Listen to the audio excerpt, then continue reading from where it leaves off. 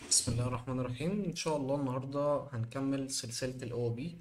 نبدأ نشرح الجزء الثاني من ال OOP وهو ال Class Based. طيب، احنا كنا اتعلمنا الطريقة القديمة وهي طريقة ال Constructor Function. طيب، طريقة ال Constructor Function وهي دي كانت طريقة كنا بنستخدمها قبل ما يبدأ يظهر الكلاس. الكلاس هو زي ما احنا عارفين ان الجافا سكريبت دايما ماشية على نهج مختلف تماما عن لغات البرمجة، ولكن بدأت ان هي في فيرجن 2015 اللي هو بدأ يحقق طفرة كبيرة، اللي هو كان اكما 6.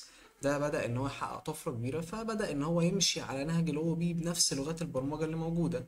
فبدأ ان هو يطلع الكلاس. فالكلاس ده سنتكس، هي مش حاجة او مش لغة برمجة او حاجة، هو سنتكس احنا بنبدأ نتعلمه عشان نمشي على النهج التام لكل لغات البرمجة في موضوع الاو بي. عظيم. طيب، احنا كنا اتعلمنا الكونستراكتور فانكشن، لان الكونستراكتور فانكشن دلوقتي اول ما نبدا نكتب الكلاسز هنبدا نعرف ان هي جواها كونستراكتور فانكشن، فعشان كده بدانا نتعلم الكونستراكتور في الاول. طيب، الكلاس احنا بنيجي نكتب كلاس بالشكل ده كده، وبيكون اسم الكلاس جوه بيكون اول حرف كابيتال بنفس فكره الكونستراكتور فانكشن زي ما احنا اتعودنا. فهنعمل الكلاس بالشكل ده كده. طيب، وبعدين قال لك ان الكلاس بيكون متكون من اجزاء، البروبرتيز والميثودز بتاعته نفس الفكره بالظبط.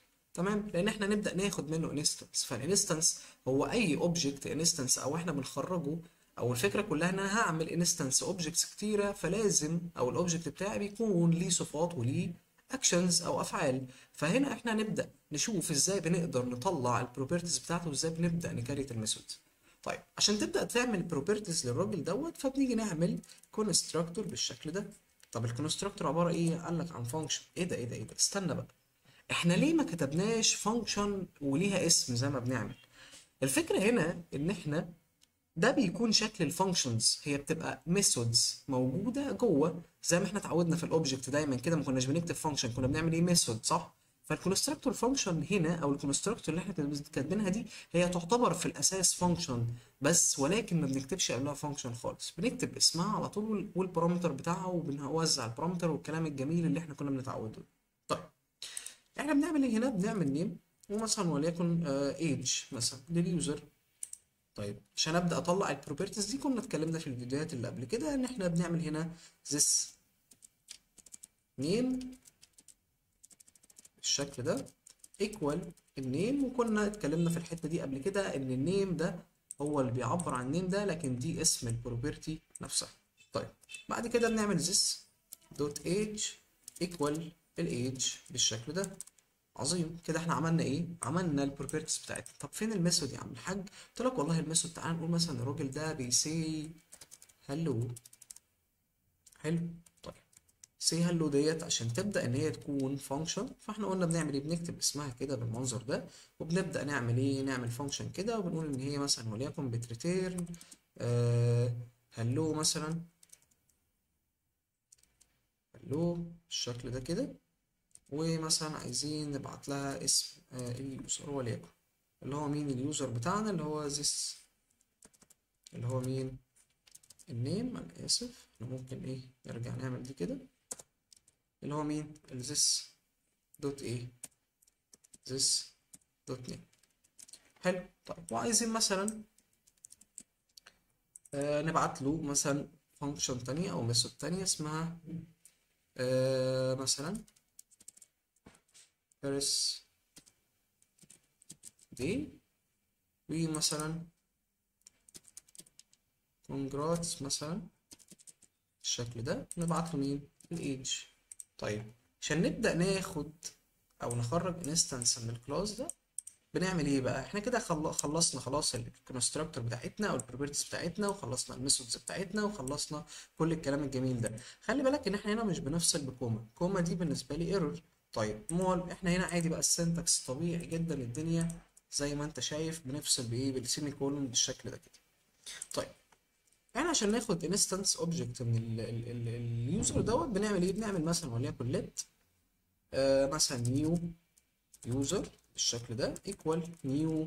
والنيو دي كانت هي اللي بتحقق الانستنس، او ان انا عايز اخد نسخه من الكونستراكتور اللي موجود فوق اللي هو اسمه ايه؟ اللي اسمه يوزر، صح كده؟ نبدا نعمل هنا ايه يوزر. هتلاقي الراجل دوت اول ما انت بتعمل كده بيقول لك ان هو بياخد نيم وبياخد ايج. طيب النيم مثلا هنا نفترض ان انا هقول له اهلا بيك يا عم يوسف، انت السن بتاعك 25 سنه كده. هل انت خرجت انستنس؟ اه. طب تعالى نبدا نشوف هنا احنا هنعمل ايه. قلت له والله هات لي النيو يوزر دوت. حلو. بالشكل ده كده. النيو يوزر دلوقتي لو انا قلت له دوت هتلاقي عنده النيم والايدج. بص كده انا اول ما بقول له الايدج فهتلاقي ان الراجل ده طلع ايدج عادي مفيش اي مشكله. طيب لو انا جيت هنا قلت له وليكن مثلا سي هلو. بص كده كنت قلت له هنا ايه سي هلو. قال لك ان السي طبعا. تعالى هنا كده احنا عندنا غلطه. نعمل هنا ايه نقول له نيو يوزر دوت سي ايه هلو. قال لك ان هي عباره عن فانكشن، ما ده الطبيعي صح كده. طيب تعالى هنعمل ايه بقى هنا. اقوم قايل له كده واقول له ايه كول الفانكشن صح، مش احنا محتاجين نعمل لها كول. هتلاقي ان الراجل ده قال لك ايه هلو يوسف. طيب نيو يوزر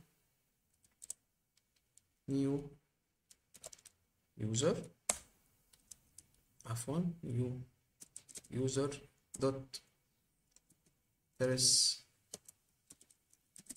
داي ونعمل لها كول. تلاقي الراجل ده بيقول لك كونجراتس و25. طيب فدي باختصار كده الجزئية بتاعة الكلاس نفس الفكرة بالظبط، ولكن دي مشيت على النهج زي ما قلنا بتاع الفيرجنز او لغات البرمجة كلها، لان هي كل لغات البرمجة بتشتغل بالاو او بي كلاس بيست. فالجافا سكريبت بدأت في فيرجن 6 ان هي تعمل ده وتحقق دوت، وقدرت بنجاح ان هي تعمل حاجة زي كده. والموضوع سهل وبسيط جدا، نفس الفكرة بالظبط. كل الكونستراكتورز بتوعنا او كل الكلاسز بتاعتنا بتتكون من كونستراكتور فانكشن وشوية ميثودز زي ما انت شفت كده. اتمنى ان شاء الله الدرس يكون سهل وبسيط عليكم، وان شاء الله نكمل السلسلة دي على خير. أتمنى لكم كل التوفيق بإذن الله.